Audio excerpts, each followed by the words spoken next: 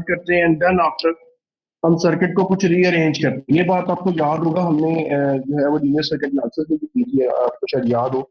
और उसमें हम ये करते थे कि हम जो भी सोर्स होता था उसको करंट सोर्स में चेंज कर देते थे।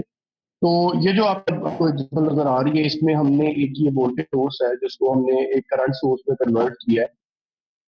आफ्टर दैट हमने यहाँ इसको हमने इसके साथ इसमें पैरेलल कर दिया। तो ये बात तो आपको कंफर्म पता है कि हमारे पास जो है जब हम करंट सोर्स में इसको कन्वर्ट करेंगे तो हम इसको जो है वो रेजिस्टेंस या जो भी होगी वो इसके साथ पैरेलल में होगी। तो लेकिन जब हम ये सब कुछ करेंगे तो उसके बाद हमारे पास ये दो नोड बन जाती हैं, जो नोड 1 नोड 2 है। और इसमें हमारे पास जो नोड 2 है स्पेशली, वो अब एक रेफरेंस नोड बन जाएगी, तो हम डेटम नोड कहते हैं। ठीक है, जैसे इस बताया हुआ है कि node 2 is designated datum node and all branch current are assigned to flow out of node 1। The expression for each of the element in terms of the voltage. अब हमारे पास जो बेसिकली एक्सप्रेशन होगा वो इन जो करंट होगा, जो expression for current होगा हमारे पास इन टर्म्स ऑफ वोल्टेज होगा। यानी कि पहले हमारे पास जब हम इसकी इक्वेशन बना क्या बनाते हैं, फॉर एग्जाम्पल यहाँ I1 फ्लो कर रहा होता तो हम कहते हैं of I1 R1 minus L D I1 upon D T. ठीक है, बल्कि अगर फॉर एग्जाम्पल इस ब्रांच को भी हम कंसिडर कर रहे हैं, हम कहते हैं यहाँ I2 है तो ये बनता है L D I1 minus I2 upon D T. ठीक है, सिमिलरली अगर हम इस ब्रांच को लेते हैं तो ये हमारे पास बनता L D I2 minus I1 upon D T plus 1/c integral I2 D T. लेकिन अब जब हम इसमें कन्वर्ट कर देंगे तो हमारे पास थोड़ी सी चेंजिंग आएगी। एक तो ये वाली ब्रांच जो थी इसमें हम ये कहते जो हमारे पास करंट फ्लो कर रहा होगा वो इधर का और हमारे पास जो इधर और इधर जो होगा, हमारे पास फॉर एग्जाम्पल यहाँ दो करंट है तो हमारे पास इसका इसका रिजल्टेंट इसमें मूव कर रहा होगा। लेकिन अब हम ये करेंगे जो हमारे पास दो नोड्स के दरमियान में में जो होगा वो रिजल्टेंट मूव होगा। कौन सा रिजल्टेंट? जो नोड 1 और नोड 2 का। इसको हम जरा आगे देखेंगे तो होगी। फॉर एग्जाम्पल हम इसकी बनाते हैं तो हमारे पास ये क्या बनेगी, 1/r वोल्टेज V1 फ्लो कर रहा है तो L इंटीग्रल V1 dt। अच्छा, ये बात आपने याद रख के इन टर्म्स ऑफ वो हमारे पास 1 L इंटीग्रल V1 dt है। जब हम इन टर्म्स ऑफ करंट ले रहे थे तो ये क्या था, L di1 अपॉन dt। ठीक है, और हमारे पास जो कैपेसिटर का एक्सप्रेशन अपॉन इंटीग्रल आई थी। ठीक है, लेकिन अब हमारे पास जब वोल्टेज की टर्म्स में हम इसको ले रहे हैं तो वो हमारे पास क्या है, सी dv1 अपॉन dt। तो ये थोड़ा सा फर्क आ गया। और v of t upon r ये आपको पता है। आप ये समझ लें कि ये सारे का सारा एक्सप्रेशन जो है ये अब इन टर्म्स ऑफ करंट है। करंट की हमारे पास क्या है, अगर हम इसको लेंगे तो वो हमारे पास v अपॉन r। तो ये पहले आप ये समझ लें कि ये सब का सब जो हमने लिखा हुआ है ये इस वक्त बेसिकली v अपॉन r की फॉर्म में। Simple is that. तो पहले जो हम सारे का सारा वो कर रहे थे वो हमारे पास v is equal to I R था, तो ये equal to v upon r। तो ये थोड़ा सा इसमें फर्क है। तो इस हिसाब से हमारा एक्सप्रेशन चलेगा। नेक्स्ट जो हमारे पास डिफरेंस आएगा इसमें, वो हमारे पास अब आएगा कि हम उसमें जो बढ़ा रहे थे इसमें हम ऐसा नहीं करेंगे। फॉर एग्जाम्पल अगर हम फिगर 3.13a को देखें तो 3a ये वाली फिगर है। अगर आप तो हम इस वक्त चीज लगी हमारे पास रेजिस्टेंस की बात हो रही है तो वो हमारे पास रेजिस्टेंस इस वक्त क्या है, 1/r minus v of t। क्यों? फॉर एग्जाम्पल हम इसकी बात करते हैं तो इसके अंदर बेसिकली इस वाली रेजिस्टेंस के अंदर वोल्टेज इसके क्रॉस कौन सा है, तो यहां का वोल्टेज और यहां का वोल्टेज। जो इस नोड के क्रॉस वोल्टेज होगा, यानी कि इस नोड के क्रॉस जो वोल्टेज होगा वो, और आपके पास जो ये वाला वोल्टेज है, इन दोनों के दरमियान में जो डिफरेंस होगा वो इस रेजिस्टेंस के क्रॉस होगा।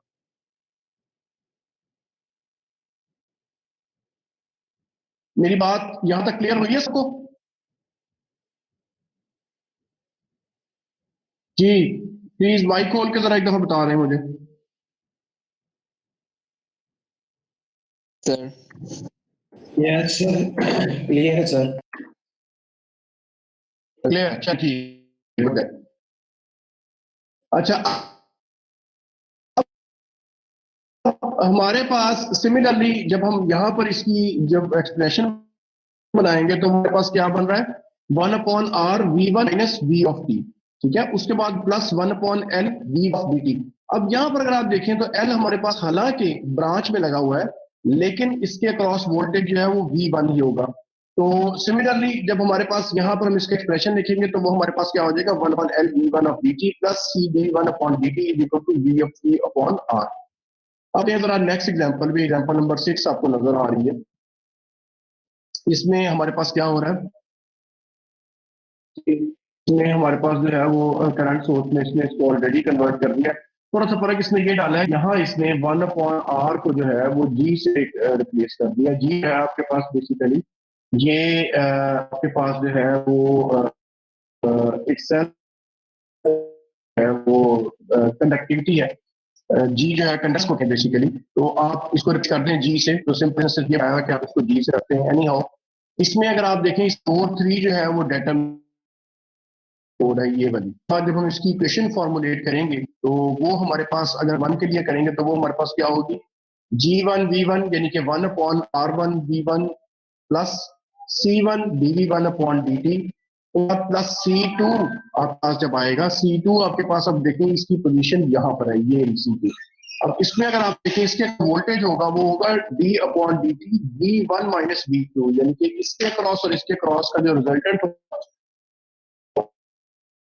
ऊपर जो है वो फ्लो कर रहा होगा।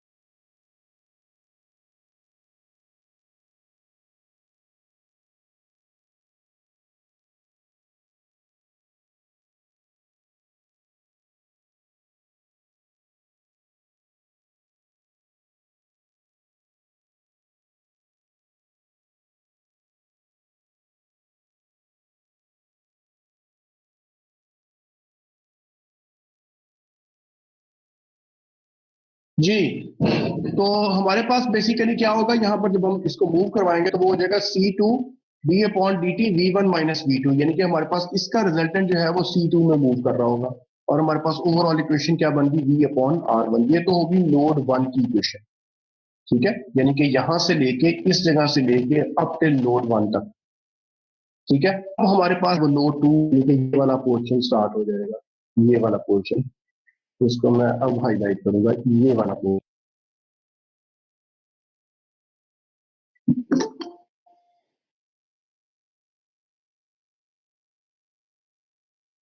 ये वाला हिस्सा। और नेक्स्ट हम जब स्टार्ट करेंगे इसको नोड 2 तो वो हमारे पास क्या हो जाएगा, इसमें हमारे पास अब स्टार्ट यहाँ से होगा C2 के ऊपर ही, क्योंकि C2 बिल्कुल मिडल में है तो C2 दोनों में ही है। C2 इस दफा जो होगा वो d/dt v2 - v1 होगा। जिस नोड को हम कंसिडर कर रहे होंगे वोल्टेज भी उसी का हाईलाइट होगा, ये आपका वोल्टेज जो है वो ये वाला हाई होगा। और जाहिर बात है इसीलिए ये v2 - v1 आ रहा है। नेक्स्ट आपके पास क्या आ जाता है, C3 dv2/dt, और उसके बाद आपके पास G2V2, या हम इसको कह सकते हैं 1/R2V2 इज इक्वल टू 0। यहां तक क्लियर है बात मेरी?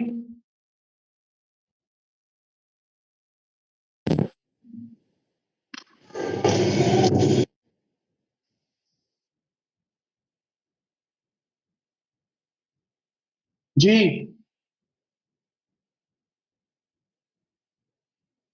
बच्चे क्लियर है यहां तक बात? कोई जवाब दे रहे हैं यार? कोई एक बंदा माइक खोल के मुझे बता दे। जी सर, यहाँ तक क्लियर है। ठीक है, आगे चलते हैं। तो इसमें बताया हुआ फिर वो उसकी आगे थोड़ी सी थ्योरी मैं आपको एक्सप्लेन कर रहा हूँ ताकि कोई चीज रह ना जाए। Formulation on the node basis has resulted in pure differential equation than on the loop basis spontaneous differential equations than in solving three. The choice of method of formulation, loop or node, also depend on the objective of analysis. In this example, if the voltage at node 2 is desired, the node method has the advantage over the loop method. But if it is the current flowing in the capacitor C3 that is to be found, we must weigh the relative advantages of the two methods. अब basically वो ये आपको यहाँ पर कह रहा है कि ये डिपेंड करता है आपको डेटा में आपको क्या चीज रिक्वायर्ड है, यानी कि क्या चीज अननोन है जिसको आपने फाइंड आउट करना है। तो देन उसके हिसाब से आप लूप मेथड आपको पता है, उसमें आपके पास जो है वो क्या तरीकेकार यूज हो रहा है, और नोड मेथड में भी आपको पता है। नोड मेथड में अगर आपने इसको करना है तो आपको वोल्टेज सोर्स को करंट सोर्स में कन्वर्ट करना पड़ेगा, एंड डेफिनेटली मेथड यूज करना पड़ेगा। अगर वोल्टेज फाइंड आउट करना है तो फिर ये वाला मेथड यूज करना पड़ेगा। तो ये अब आपकी अपनी चॉइस के ऊपर है कि आपको क्या डाटा दिया गया उस हिसाब से आपने अपनी चॉइस करनी है। The voltage at node 2 first and then determine the current in the capacitor from the equation. तो ये उसने बताई हुई इक्वेशन कि इसके जरिए आप करंट फाइंड आउट कर सकते हैं। इसी तरह आगे ये एग्जांपल जो है वो 7 आपके सामने दी गई है, इसको हम देख लेते हैं आगे। इसके बाद जो है सेकंड मेथड जो है ये involve less computation in this particular example. अगर हम इसकी बात करें, ये हमारे पास नजर आ रहा है, इसमें अगर आप देखें आपके पास एक ये नोड बन गई है, नोड 1 है, नोड के चीज करेगी C3 dt v minus v1। उसके बाद आपका प्लान है, ये दोनों आपके पास हैं, ये दोनों के दोनों आपके पास जो है वो इस वक्त नोड्स दरमियान में लगे हैं, इसलिए इनके पास इनमें जो रिजल्टेंट मूव कर रहा होगा वो होगा जो कि इसका वोल्टेज माइनस इसका वोल्टेज प्लस GV2।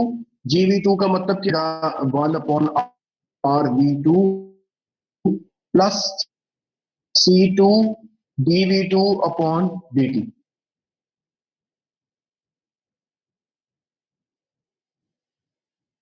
ठीक है,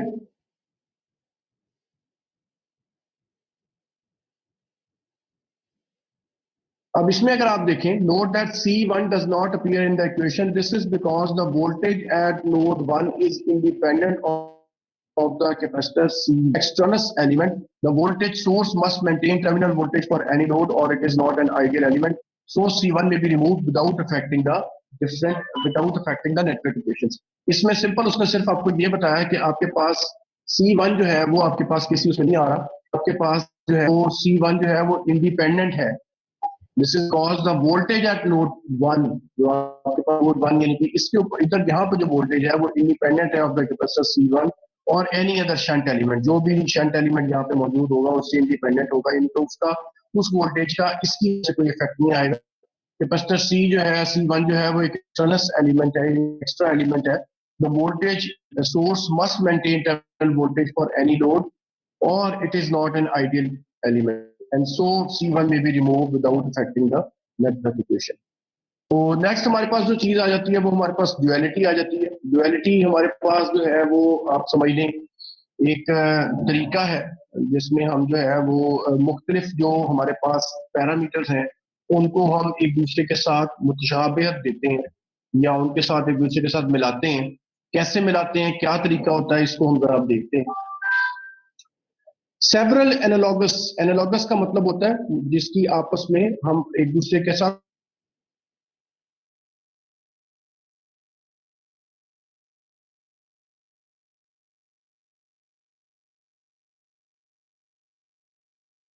law were almost word for word with voltage substituted for current, independent loop for independent load pair. Likewise, the integral differential equation that resulted from application of the Kirchhoff law have been similar in appearance. This repeated similarity is only part of a larger pattern of identical behavior pattern in the roles played by voltage and current in network analysis. This similarity with all implication is termed principle of duality. ये थोड़ा सा wording के बजाय हम आपको थोड़ा सा मैं इसमें एक्सप्रेशन में आपको समझाने की कोशिश करता हूँ।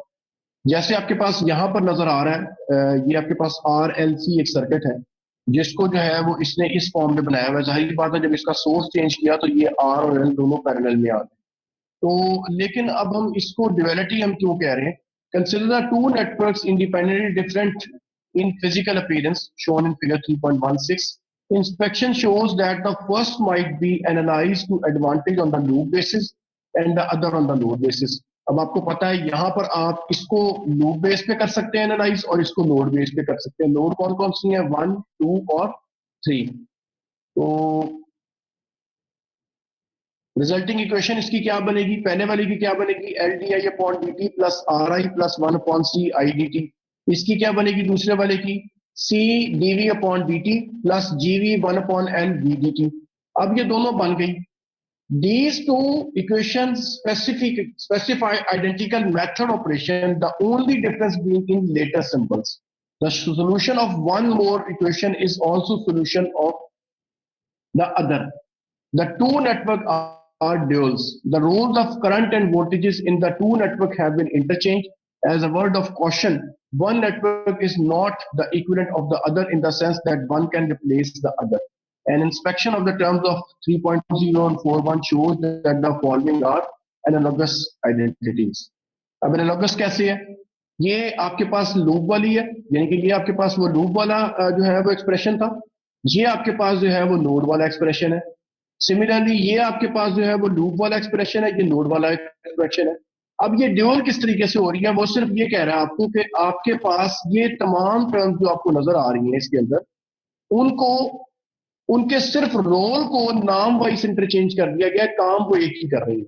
फॉर एग्जाम्पल यहाँ हम आर की बात कर रहे हैं, जो काम यहाँ रेजिस्टेंस लूप में कर रहा है वही काम यहाँ कंडक्टिविटी लोड में कर रही है। सिमिलरली यहाँ पर L D I upon D T की बात करते हैं, जो काम यहाँ पर D I upon D T कर रही है वो वहां पर C D V upon D T कर रहा है। इसका ये मतलब कतई नहीं है कि एल और सी आपस में बराबर है। इसका मतलब सिर्फ ये है रोल्स दोनों के जो है वो सेम है, कि जो role L D I upon D T यहाँ पर कर रहा है वो C D V upon D T कर रहा है। इसी तरह 1 upon C I D T जो यहाँ काम कर रहा है वो 1 upon L V D T वहां कर रहा है। तो evidently the following pair are dual quantities. तो कौन कौन सी होगी? आर और जी, एल और C. Loop current I and B non pair voltage, तो आपके पास कुछ इस तरीके से सिचुएशन बन जाएगी जिसमें आपके पास लूप एंड नोड पेयर बन जाएगा। ये शॉर्ट सर्किट होगा, ये ओपन सर्किट होगा। आप सबको पता है शॉर्ट सर्किट उस सूरत में होता है जब हमारे पास करंट फ्लो कर रहा हो, ओपन सर्किट उस सूरत में होगा जब वोल्टेज होगा। A similar graphical construction may be followed in for finding the dual network. जी यहां तक क्लियर है बात?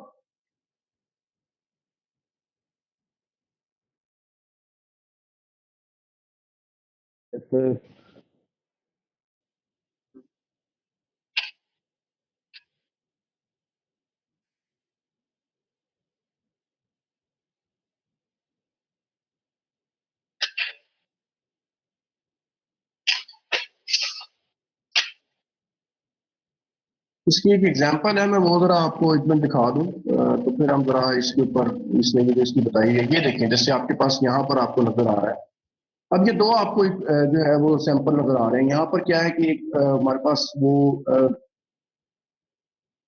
क्योंकि बेसिकली जो आपने पहले सर्किट देखा है आरएलसी का वो जरा सिंपल सा था। अब यहाँ पर आपको ये देखें, ये ब्रांच भी नजर आ रही है, यहाँ पर एक सी भी आपको नजर आ रहा है। तो आपके पास क्या हो रहा है, जब हम इसको रिप्लेस करेंगे तो इसको रिप्लेस करने का जरा कुछ तरीका है, वो हम जरा देख लेते हैं। हमने ये एक लाइन ड्रॉ करनी है और इसमें हमने ये डिसाइड करना है कि जैसे आपको यहाँ पर नजर आ रहा है कि ये एक पॉइंट है जहां पर आपके पास ये डिवाइड हो रहा है। तो हम बेसिकली क्या कर रहे हैं कि हम ये देख रहे हैं कि हमारे पास जब हम इसकी ड्यूअल फॉर्म बना रहे हैं ये तो हमारे पास है लूप की फॉर्म में, ये वाला जो आपके पास ओरिजिनल सर्किट नजर आ रहा है, ये वाला सर्किट जब हम लेके जाना है तो लूप में हम कैसे लेके जाएंगे, उसके लिए हम क्या करेंगे, फर्स्ट ऑफ ऑल हम ये दो नोड बना देते हैं, क्योंकि नोड वन इधर बन गई और नोड टू इधर बन गई, और हमें ये पता लग गया कि इसके दरमियान लाइन ड्रॉ कर। उसके बाद हमने ये देखा कि हमारे पास ये वाली नोड जो है वो किसके साथ जाके कनेक्ट हो रही है। फर्स्ट ऑफ ऑल तो ये वाली नोड जो है हमारे पास जाके कनेक्ट हो रही है इसके साथ, इस तरीके से, ठीक है। सिमिलरली यहां से ये नोड इसके साथ जाके कनेक्ट हो रही है।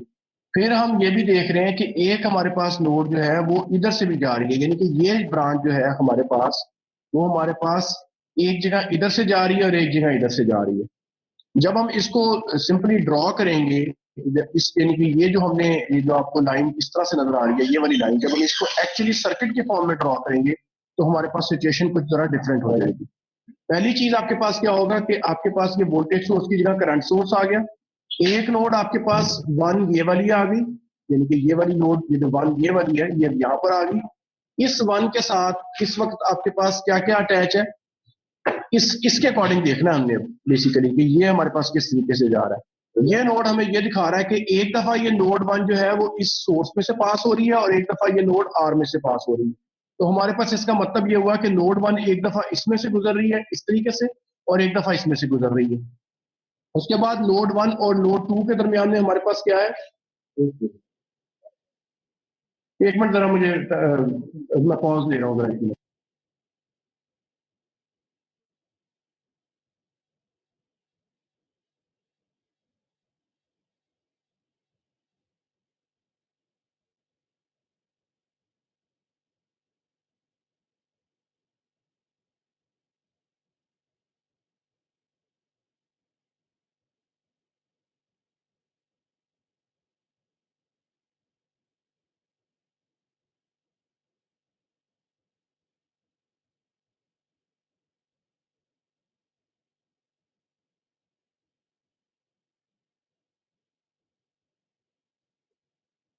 जी, तो अब हमने क्या किया, नोड वन यानी कि हमारे पास इसके अंदर एक तो हमारे पास ये सोर्स आ गया और एक रेजिस्टेंस आ गई। इसका नोड वन और नोड टू के दरमियान में हमने देखा कि हमारे पास क्या चीज लगी हुई है, हमारे पास ये आपके पास जो है एक इंडक्टर आ रहा है। उसके बाद आपके पास नोड टू और नोड थ्री के दरमियान में, इसके दरमियान में क्या है, एक कैपेसिटर, ये वाला कैपेसिटर आपको नजर आ रहा है, ये लगा हुआ। तो इस तरीके से हमारे पास ये सर्किट बन जाएगा। इसको जरा देखें और मुझे बताएं अगर इसमें कोई आपको बात क्लियर नहीं हो रही तो।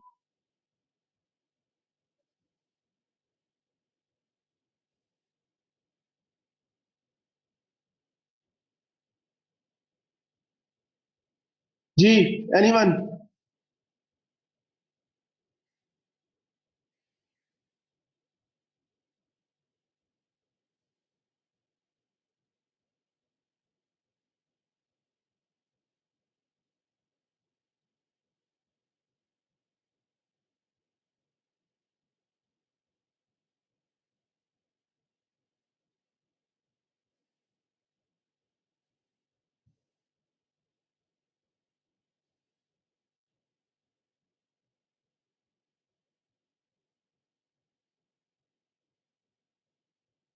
खैरियत है, सारे जाग रहे हैं भाई? Yes sir. जी, समझ आ, इसमें कोई प्रॉब्लम तो नहीं है, यहाँ तक क्लियर है बात? ये समझ आ गया ये कैसे ये चीज ड्रॉ की हुई है और ये चीज फिर इसके इक्विवेलेंट कैसे हो रही है? यस सर, आ गई है।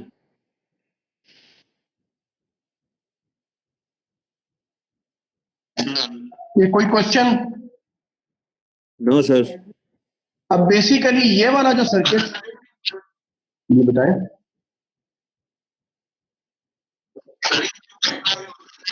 जी,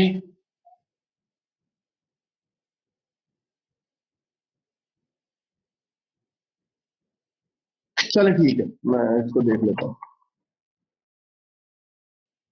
यहां तक बात अब आपको मेरा ख्याल है क्लियर है, इसमें कोई इश्यू तो नहीं है।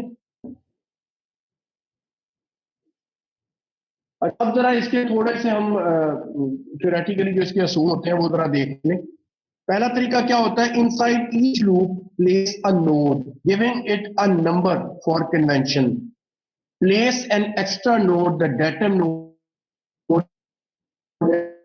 external to the network, arrange the same unnumbered node on a basically inside each loop place a node। अब आपके पास हर लूप के अंदर वो कह रहा है एक नोड को प्लेस करें। फॉर एग्जाम्पल ये जो लूप है इसके अंदर ये आपने नोड को प्लेस कर दिया, इस लूप के अंदर आपने ये नोड प्लेस कर दिया। ये बात जो वो आपको कह रहा है ये मैं अब आपको साथ साथ बता रहा हूँ, जो थ्योरी में वो बता रहा है, ये जरा काम की बातें, इनको जरा नोट करिएगा। Inside each loop place a node giving it to number for convenience place an extra node the datum node. datum node किसको कह रहा है, वो ये जो आपके पास नीचे नजर आ रही थी, ये वाली यहाँ पर, ये आपके पास एक्स्ट्रा नोड प्लेस हो गई, ठीक है। और उसके बाद वो आपको क्या कह रहा है, arrange the same unnumbered nodes on a separate space on the paper for construction of the dual। उसके बाद आपके पास क्या होगा, draw lines from node to node through the elements in the original network, traversing only one element at a time for each element traversed in the original network, connect the dual element from the chart above on the dual network being constructed। अब ये जो आपको कह रहा है कि through the elements in the original network, through the elements in the original network, और साथ आपको ये भी कह रहा है कि आपके पास traversing only one element at a time. ये मैं अगर आपको वहां समझा दूं, traversing one element at a time का मतलब क्या है। अब देखिए यहाँ पर आपने एक नोड ड्रॉ की, यहाँ पर आपने नोड ड्रॉ की, आपने अब देखा इस नोड से इस datum नोड के दरमियान में कौन कौन सी दो चीजें आती हैं, एक रेजिस्टेंस आती है और एक आपके पास सोर्स आता है। तो आपने ये जो लाइन ड्रॉ की, ये आपने ड्रॉ की रेजिस्टेंस के लिए और ये आपने ड्रॉ की सोर्स के लिए। सिमिलरली नोड 2 से आपने देखा कि इसके दरमियान में क्या क्या हुआ है, इसके दरमियान में आपके पास जो है वो आपके पास एक ही चीज लगी हुई है और वो क्या लगा हुआ था, बस ये कैपेसिटर। तो आपने नोड 2 से इस तरह ड्रॉ किया नोड 3 तक सिर्फ इस कैपेसिटर के लिए। सिमिलरली इनके दरमियान में नोड 1 और नोड 2 के दरमियान में एक चीज नजर आ रही थी, वो ये एल नजर आ रहा था, तो वो आपके पास जो है वो इस एक के अंदर आ गया। अगर दो है या तीन है, ये दफा हर एलिमेंट के लिए अलहदा अलहदा ड्रॉ होगी, इसलिए कह रहा है traversing only one element at time for each traverse in the original network, connect the dual element from the above on the dual network being constructed। Continue this process until number of possible paths through single element is exhausted, connecting by detect basis and other on the node basis।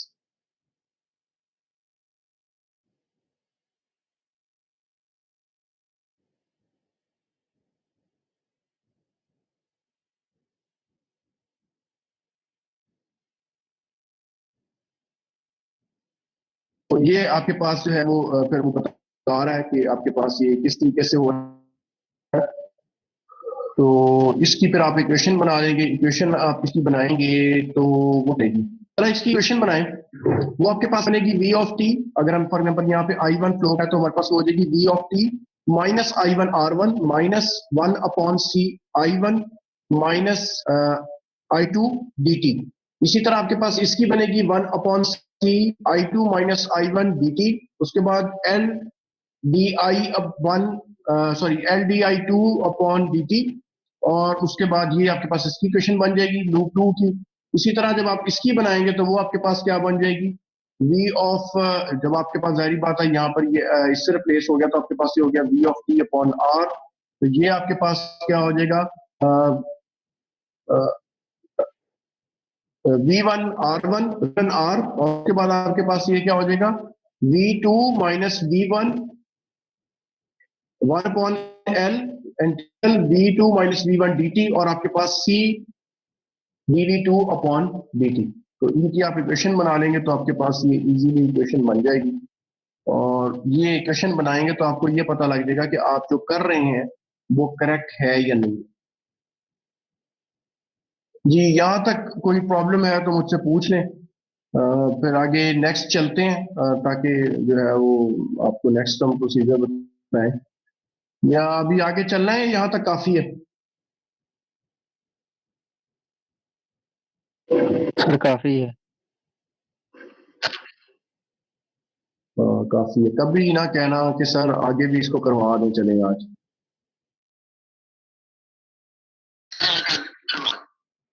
अच्छा जी, बहुत शौक हुआ। ठीक है, करवा देता हूँ।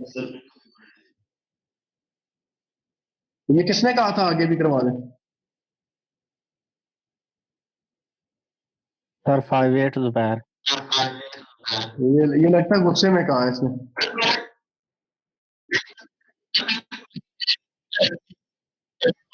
अच्छा चले, ठीक, सही है बेटा। ये पेपर जब करोगे ना तो तब भी पता लगेगा।